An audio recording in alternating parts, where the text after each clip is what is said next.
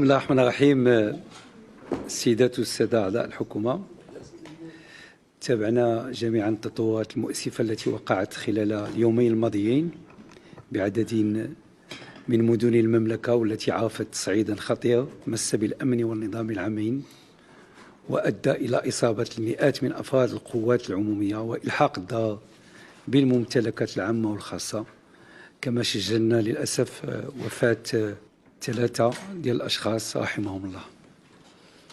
وهنا لابد أن ننوه بالتدخلات النظامية لمختلف الهيئات الأمنية التي تواصل أداء واجبها الدستوري في حماية الأمن والنظام العامين وصون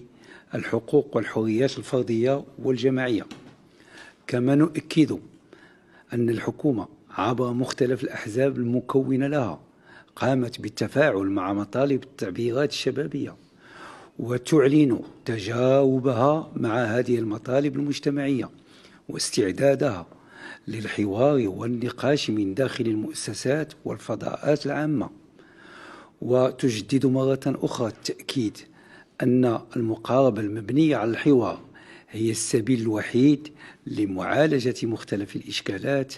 التي تواجهها بلادنا